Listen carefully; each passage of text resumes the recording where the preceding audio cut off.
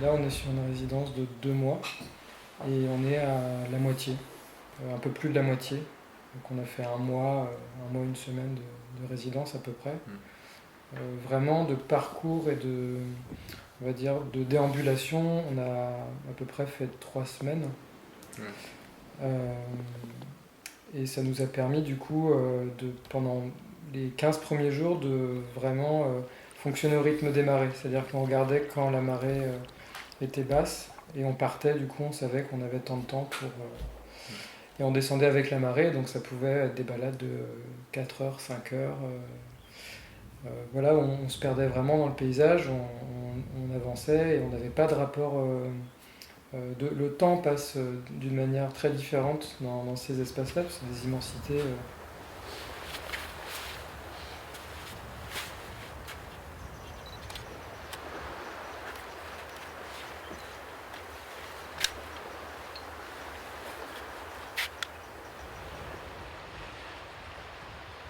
Au début, j'ai l'impression qu'à l'origine c'était un peu ça. Moi je faisais un peu plus de volume et toi peut-être plus de dessin.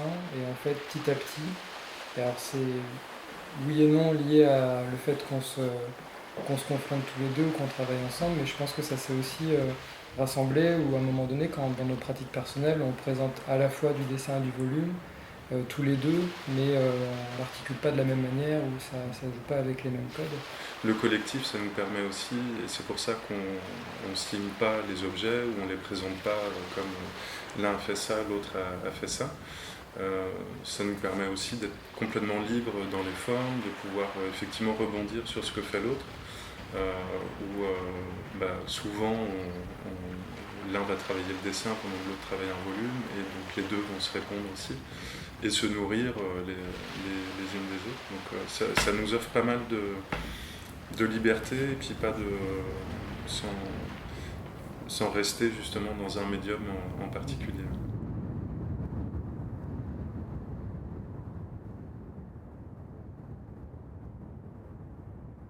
L'Océanique des Flaques, en fait, on a mis du temps à trouver le nom, mais on cherchait une oxymore à la base qui puisse parler un peu justement de notre rapport au travail, la manière dont on regarde le paysage et la manière dont on réalise aussi nos pièces. C'est-à-dire il y a assez systématiquement un travail de maquette ou un jeu sur les échelles de projection où quelque chose d'infiniment petit peut devenir un monde, peut devenir quelque chose d'immensément grand. Donc, on cherchait un titre qui rassemble à la fois la partie recherche à mi-parcours de la résidence pour l'Estran et en même temps qui arrive à symboliser toute la partie artistique qu'on a depuis 2016, enfin, tout ce qu'on présente aussi dans la deuxième pièce. Et en fait, c'est ce rapport-là qui est toujours le même, c'est-à-dire de toujours trouver un océan dans quelque chose de très petit. En fait, je pense que c'est la capacité de projection de chaque élément à chaque fois qui est importante. Ça part de l'étude d'un environnement et cette étude-là, mais qu'elle soit en effet de l'ordre de la flaque ou du caillou, elle a une capacité imaginative qui permet de transposer dans autre chose et à échelle plus grande qui est souvent assez forte. Et on essaie d'utiliser ce principe-là pour justement aller créer autre chose, lui donner une autre ampleur.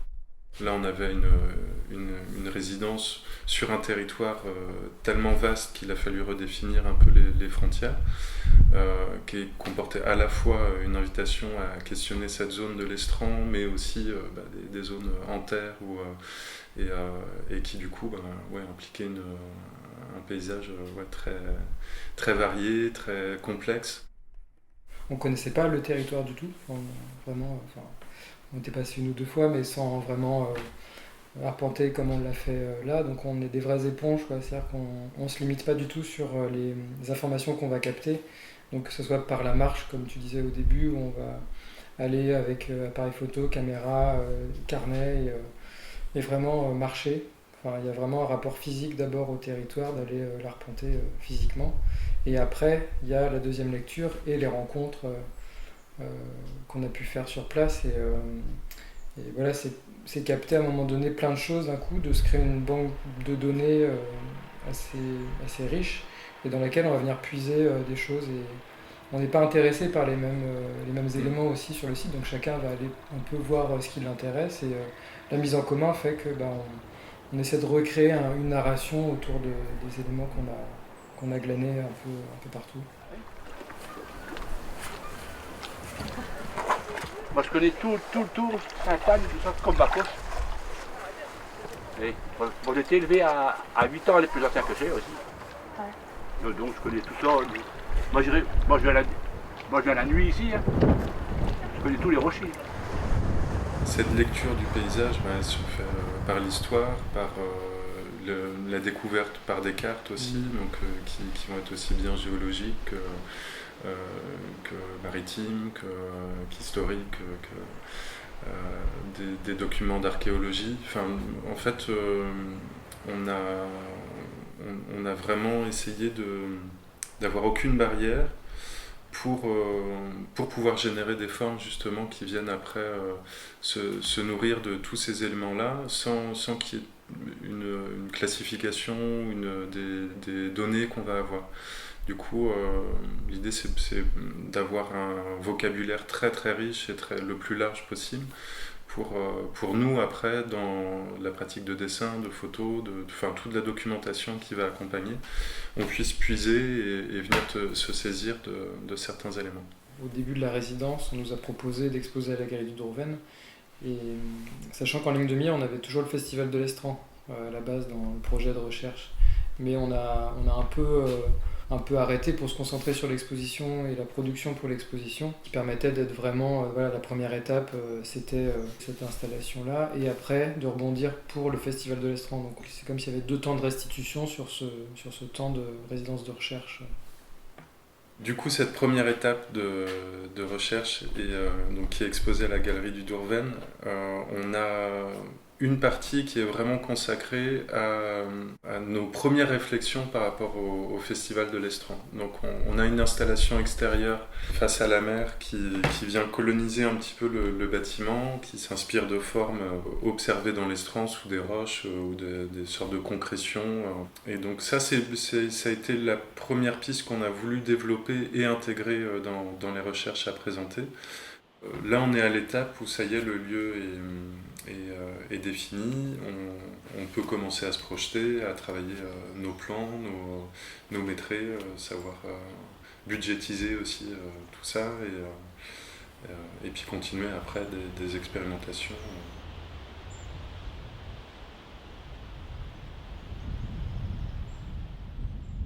Le Grand Marnage, c'est une pièce qu'on a imaginée donc à la suite de la résidence au Dourven, qui en fait propose une montée des eaux qui viendrait déposer des concrétions animales sur un bâtiment qui lui est inspiré des micro-architectures balnéaires et qu'on a pu observer sur la plage de Tresmer à Tréberda. On a reconstitué un chalet de plage et qu'on a ensuite habillé de tous ces petits modules. Et du coup ici, on amplifie un peu cette pièce-là. Les formes qu'on peut voir, elles sont issues des observations qu'on a pu réaliser sur l'Estran, donc des hermelles, des patelles, des vers tubicoles, des balanes aussi.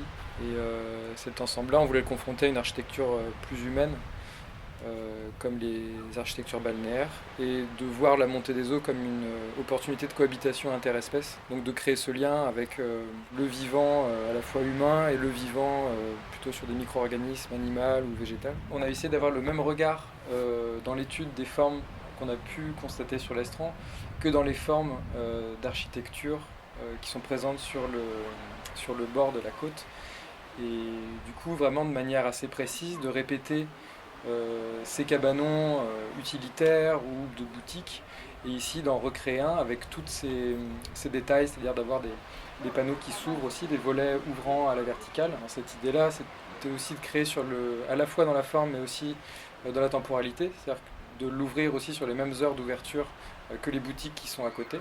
Donc de créer le doute sur le statut de l'objet, est-ce que c'est une boutique, est-ce que c'est une agence immobilière, est-ce que c'est de perdre un peu le statut. On ne sait pas vraiment les éléments qui sont colonisés, s'ils ont un but utilitaire ou non. Donc on a échangé aussi avec l'une des personnes qui gère une boutique à côté, Amélie, et qui a bien voulu ouvrir et fermer notre grand marnage à ces mêmes horaires d'ouverture que sa boutique. Dans notre récit, on s'était imaginé qu'est-ce qui pourrait être vendu ou être proposé dans ce lieu. Ce serait un type d'habitat un peu différent.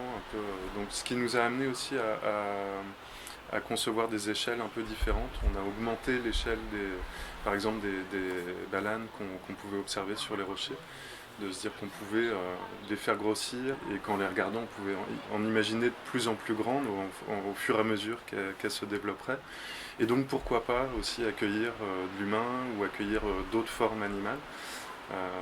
Là on a déjà des retours où les gens y voient des nids pour les oiseaux, des choses pour les insectes, cette forme inspirée du vivant mais qui du coup prendrait une autre échelle et peut-être s'adapterait en fait au changement futur ou à une évolution ou une transformation, jusqu'à pourquoi pas accueillir aussi l'humain dans ces formats.